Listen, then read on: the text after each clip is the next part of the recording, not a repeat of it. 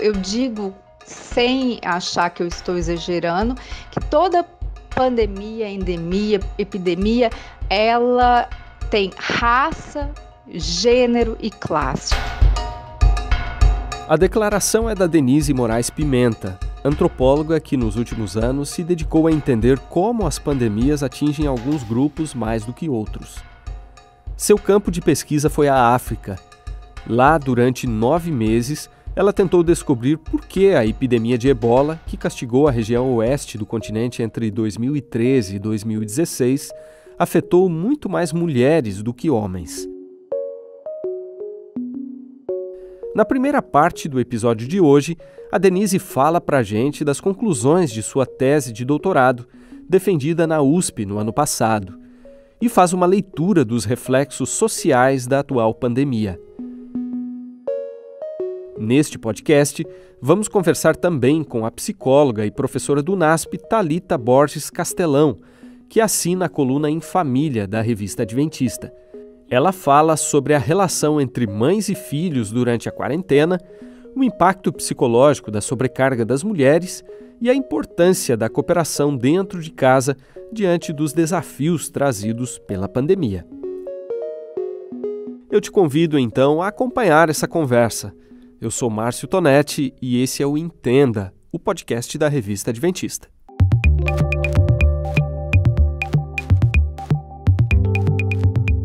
Denise, com base na sua pesquisa de campo desenvolvida em Serra Leoa e em outros estudos mais recentes, você defende que contextos de pandemias são especialmente críticos para as mulheres. Poderia começar explicando para a gente um pouquinho melhor esse ponto de vista? Quando eu digo que as mulheres, elas são as mais afetadas durante uma crise sanitária como nós estamos vivendo, eu estou dizendo porque a mulher, ela é a responsável pela gestão da alimentação, da água, da administração da casa. Então, ela é a responsável pelo cuidado, o cuidado dos enfermos, dos filhos que estão quarentenados em casa, sem ir às aulas. Isso muitas vezes, vamos lembrar que em espaços pequenos, não é? Muitos não têm locais como apartamentos, casas com espaço. Então, assim, a mulher ela é responsável por gerir, né? Por administrar o cuidado. E isso gera a esse grupo uma sobrecarga física, mental e psicológica muito grande. Muitas mulheres ficarão doentes, talvez não do Covid-19, mas muitas mulheres ficarão doentes por conta do fardo e desse cuidado, que muitas das vezes não é valorizado. Então, lembrar neste momento que nós estamos aí chegando no Dia das Mães, buscar não romantizar. Quando eu falo romantizar, não é não dar valor às mães, às mulheres, é ao contrário, parar a pensar que aquele trabalho que ela faz voluntariamente, tirar esse ar de devoção, de que é uma coisa inata, que está nela, que é uma função da mulher. Valorizar seria entender que este é um cuidado pesado, que este é um trabalho pesado, que trabalho doméstico é trabalho. São as mulheres que são mais expostas aos riscos de contaminação. As mulheres são mais afetadas pelo desemprego e pela pobreza, são mais afetadas pela dificuldade de acesso aos serviços e, sem dúvida, ao aumento da violência doméstica e familiar. Denise, essa fala que a gente acabou de ouvir aí é da coordenadora do Grupo Especial de Enfrentamento à Violência Doméstica do Ministério Público de São Paulo, em entrevista à TV Justiça no dia 4 de maio. E ela parece reforçar a sua hipótese, né, de que sempre alguns grupos são mais afetados do que outros. Você tem percebido que, ao longo da história, alguns padrões se repetem quando ocorrem crises assim na saúde pública? Alguns grupos geralmente são mais afetados do que outros. E sim, vamos encontrar padrões. Por exemplo, de que as mulheres mais pobres mesmo que não sejam o grupo de maior mortandade, o grupo que mais vai morrer, é o grupo mais afetado em vários sentidos. E geralmente as pessoas mais pobres, que moram nas periferias, são as mais afetadas, né? O grupo de risco da pandemia do Covid-19 no mundo são os mais velhos. No Brasil está acontecendo uma mudança da faixa etária, que é os mais velhos, né, grupo de risco, passar agora para a classe social. Lendo algumas entrevistas suas, me chamou bastante a atenção quando você disse o seguinte, abre aspas, endemias, epidemias e pandemias dizem mais sobre nós mesmos do que a doença em si, fecha aspas. O que você quis dizer com isso? Significa que elas acabam revelando ou ressaltando certas desigualdades sociais? É exatamente isso. Pandemias, elas têm o poder de descortinar a sociedade.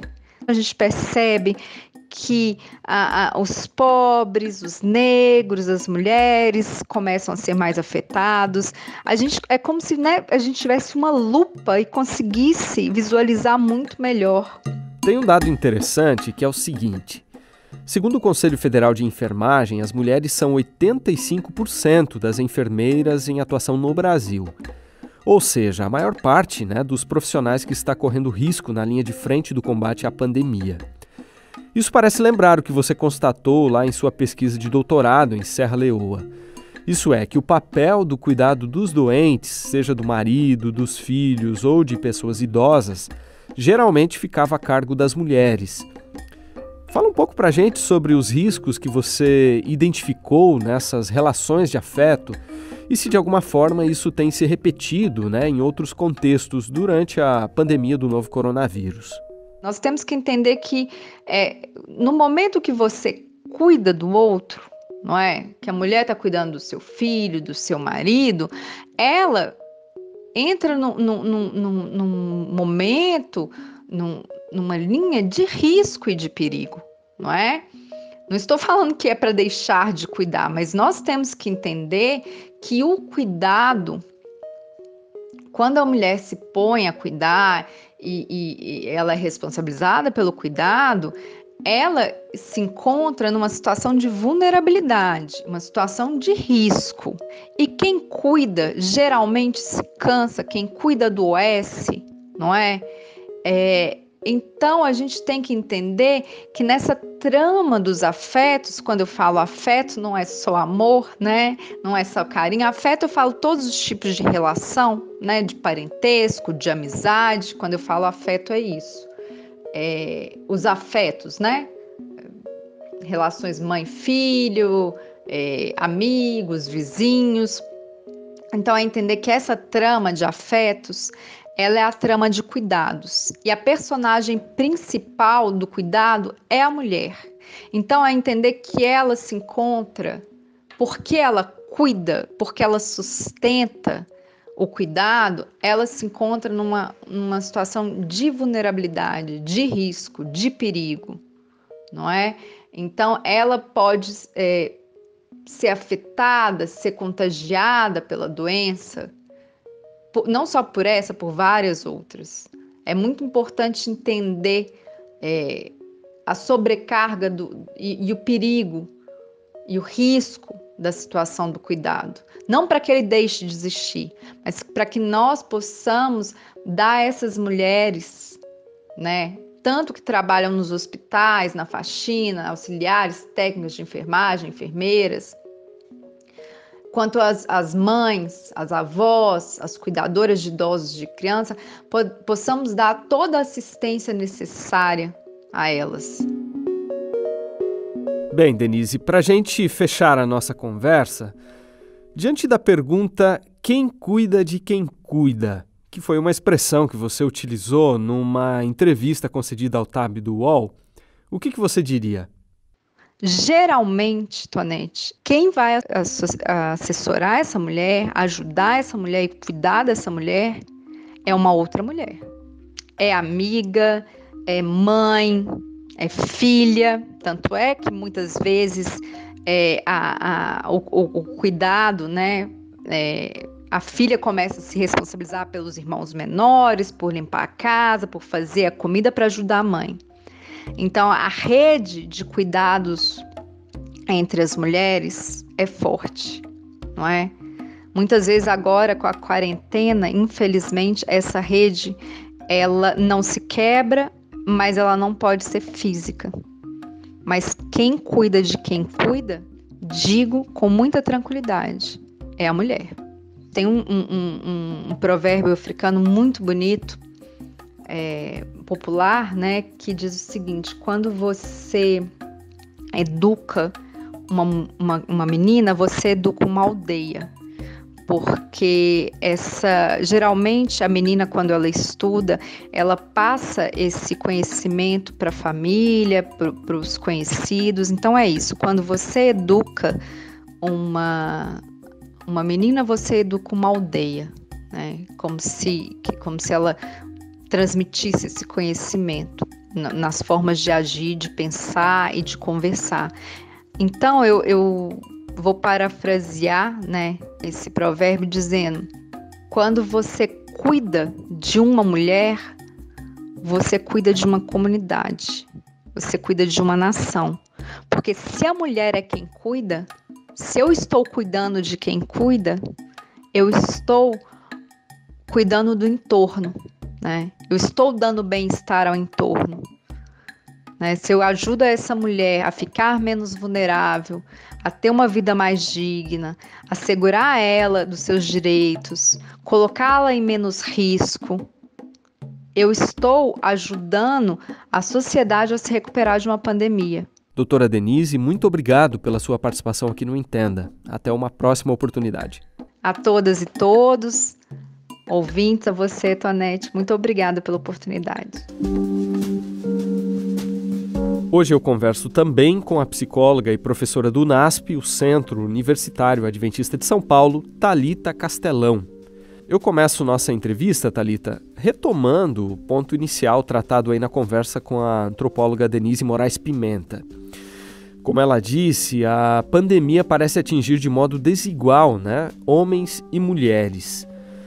A gente poderia mencionar, por exemplo, dados da Pesquisa Nacional por Amostra de Domicílios Contínua, divulgados pelo IBGE em abril de 2019, mostrando que, em média, as mulheres gastaram o dobro de horas semanais em afazeres domésticos e no cuidado de pessoas em relação aos homens. Foram 21,3 horas para elas e 10,9 horas para eles. E essa pesquisa revelou também que essa proporção não muda muito, mesmo quando a mulher trabalha fora. Diante disso, Thalita, você acha que é possível deduzir que a quarentena tem acentuado ou, no mínimo, talvez reforçado essa desigualdade? Sim, com certeza. Historicamente, a mulher sempre desempenhou um papel de cuidadora, tanto em casa quanto em muitas profissões. A sobrecarga, então, de trabalho dessas mulheres nesse momento só vai seguir o padrão que a gente já conhece. E o pior de tudo é que isso acontece com pouco ou quase nenhum reconhecimento. E Thalita, algumas pesquisas já têm apontado o peso dessa sobrecarga nas mulheres. Um estudo da Kaiser Family Foundation, ONG norte-americana que se debruça sobre questões de saúde pública, divulgada no fim de março, havia apontado que 57% das mães entrevistadas disseram ter percebido uma piora na própria saúde mental, enquanto nos pais esse índice era bem menor, 32%. Veja, essa pesquisa foi realizada no início da quarentena nos Estados Unidos. Logo, se as mesmas entrevistas fossem realizadas hoje, depois de semanas, de quarentena, os resultados poderiam talvez ser outros, Por isso, Thalita, eu queria te fazer a seguinte pergunta: quais patologias podem estar sendo desenvolvidas pelas mulheres nesse período, de quarentena? Bom, eu diria que os transtornos ansiosos, de um modo geral, eles vão encabeçando a lista, Transtorno de ansiedade generalizada, síndrome do pânico, enfim. Junto deles, a gente tem os transtornos ligados ao humor. Então, se a gente tem o aumento da ansiedade, consequentemente, lá na frente, a gente também vai aumentar o índice de depressão. Estresse pós-traumático a gente tem visto também, e eu diria que até o transtorno obsessivo-compulsivo tem sido reforçado, porque a gente tem dado muita ênfase, né, nesses cuidados de higienização. Um pouco também de transtornos de sintomas somáticos, né, onde a pessoa tem uma preocupação aí muito excessiva com a questão da doença. E eu diria que não exatamente é um transtorno, mas as pessoas estão experimentando uma espécie de luto coletivo pela perda de várias coisas, que vão desde a liberdade até a perda de um ente querido, de alguém que seja conhecido. E como que fica, Thalita, a situação das mulheres que chefiam sua casa, né? Hoje no Brasil, só para a gente ter uma ideia, 29 milhões delas sustentam a própria família. Existe um impacto emocional adicional nelas? Essas mulheres estão mesmo enfrentando um estresse muito grande em virtude da responsabilidade que elas possuem de manter financeiramente a família, né? E como o desemprego está assolando muito o país, né, em virtude dessa pandemia, essas mulheres elas se sentem muito desamparadas, porque elas não têm com quem contar. Não tem com quem dividir. Então, muitas delas se obrigam a engolir o choro, disfarçar o medo, as angústias, porque esse é um momento de sobreviver. Então, numa guerra, você não vai limpar a arma quando está na trincheira. Então, eu penso que quando tudo isso passar, essas mulheres vão sofrer um período muito grande de efeitos, né, decorrentes desse período de estresse muito grande que elas têm vivenciado. Eu creio que está sendo um pouco postergado esses efeitos, mas eles vão vir, com certeza a conta vai chegar lá na frente. No caso, Thalita, o que fazer então para minimizar esse estresse e sobrecarga das mulheres? O que depende delas e o que depende de seus familiares, maridos, filhos? Bem, no melhor dos cenários, a mulher vai dividir as tarefas de casa, mas ainda assim, muito provavelmente, vai recair sobre ela a maior responsabilidade por essas tarefas domésticas, né? No segundo cenário, a gente não pode se iludir, porque as coisas não vão mudar magicamente. Então, talvez esse seja um momento de selecionar as prioridades, né? Fazer o que não pode ser deixado de lado e adiar o que não é tão urgente, né? Dividindo essas atividades em um intervalo de tempo maior. Não esquecendo, é claro, de respeitar os períodos de descanso, os períodos de lazer que essa mulher também vai precisar ter para recarregar essas energias, né? Ela pode sempre solicitar a ajuda, a cooperação, mas não é garantia de que realmente ela vai ser assistida, atendida em suas necessidades. Então, eu acho que a participação masculina é fundamental. Eu não vejo nenhum problema em um homem lavar a louça que ele mesmo ajudou a sujar.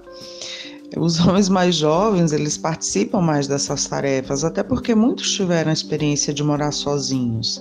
A geração mais antiga ajuda menos ou não ajuda. Então, para equilibrar tudo, essa mulher, ela precisa saber que não é a Mulher Maravilha. Ela não pode ficar se cobrando. Então, ela tem que agir com misericórdia consigo mesma.